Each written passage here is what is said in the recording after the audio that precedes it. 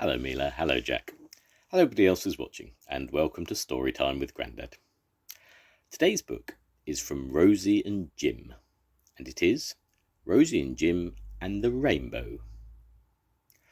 Rosie and Jim are on their boat, the good boat Ragdoll. John steers the boat. What will they find today for John to put in his book? Look, said Rosie. Look, Jim, in the sky. Ooh, it's magic, said Jim. There were colours in the sky. A band of colours going high up and over the sky far away. Said John. A rainbow, lovely.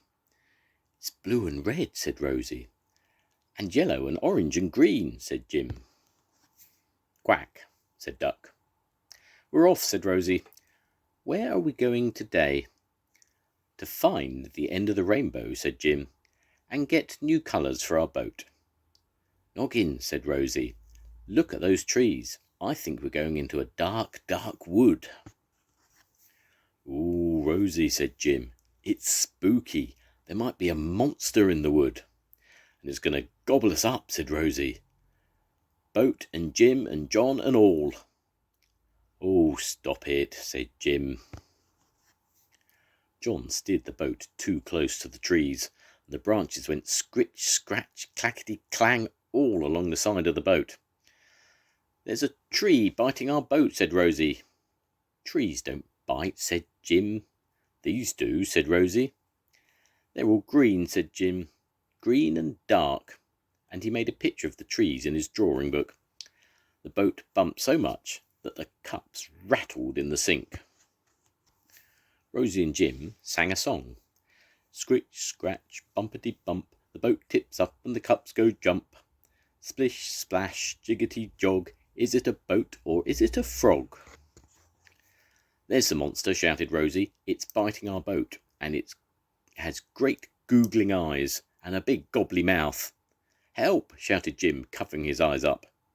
It's only a frog, said Rosie. Look. And when Jim did look, he saw a little green frog sitting by the water. I wish I were a frog, said Jim. Then John wouldn't bump me.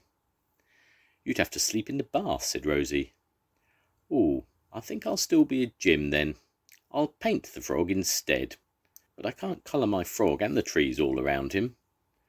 Why not, Noggin? asked Rosie. I have no green paint, said Jim.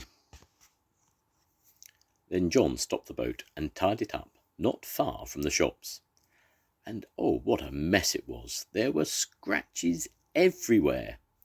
Rosie heard him saying he was going to have to get some paint to mend it. She gave Jim a nudge. Come on, Gobbin, he's going to the shop to get some paint, she said. If we're quick, we can go with him. And get some green paint, said Jim. They hurried after Jim, just in time to see him disappearing into a little hardware shop. There was a notice outside that said paint in big letters. Rosie looked through the window and saw John getting his paint and brushes. What colours is he getting, Rosie? said Jim. Blue, said Rosie, and yellow, and red. No green, said Jim. No green, said Rosie. The silly gobbin's forgotten. He needs green for the boat. Oh, Rosie, said Jim. Stay here, said Rosie. Keep your head down. She slipped into the shop when John wasn't looking and popped a pot of green paint amongst his shopping. Then she slipped out again. Done it, said Rosie. John was so busy looking around the shop and talking to the man that he never noticed he paid for an extra pot of green paint. John went back to the boat with his paint. Rosie and Jim were there before him, sitting in their place in the cabin. John set to work to paint the patterns on his boat where all the scratches were. He didn't see a little hand come out and take the pot of green paint from his bag. John painted over the blue scratches.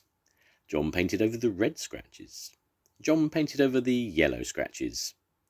Jim painted his frog picture a lovely green colour. John came to the green scratches. Oh dear, he said, I forgot to get any green paint. Now what? John had an idea. I'll make some green, he said. I'll mix some, let's see, some blue and some yellow. I think that'll do it. He poured some yellow into a jar, and then he poured some blue in. He stirred them up with a piece of wood, and hey presto, green. He painted the boat with his newly mixed green paint until it looked as good as new. In the cabin, Jim said, I want to mix some green. Now then, Rosie, how did Fizzpot do it? Said Rosie. He mixed two colours together. Was it blue and red? Said Jim. Oh no, Noggin, it wasn't, said Rosie. Red and yellow? Fizzpot. I know, said Jim. Blue and yellow. Try it, said Rosie. Jim mixed the yellow and blue and made a new green paint.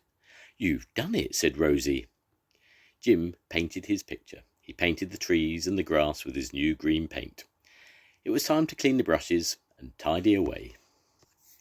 John cleaned his brushes. Jim cleaned his brushes.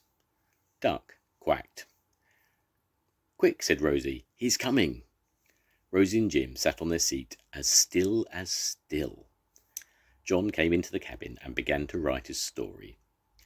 When he'd gone to bed, Jim said, let's have a look in John's book.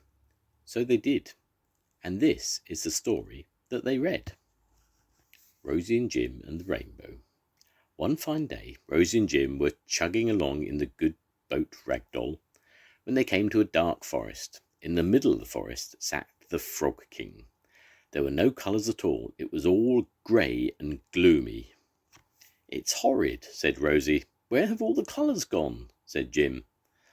I've swallowed them, said the Frog Prince. Noggin, said Rosie, and she looked up. Look, she said. There was a band of colours going right across the sky. It's a rainbow, said Jim. They sailed their boat to the end of the rainbow, where they found 3 pots of paint, a red pot, a blue pot, and a yellow pot. Now we can put the colours back in the world, said Rosie. But there are only 3 colours here, said Jim. We can make all the other colours if we mix them, said Rosie. You'll see. And she was right. Rosie and Jim painted their boat. They painted the grass, the trees, and the sky. The Frog King was so cross that he went green all over, but he never swallowed the colours again. The end. Goodbye, Mila. Goodbye, Jack. I'll see you soon. Goodbye, everybody. Bye.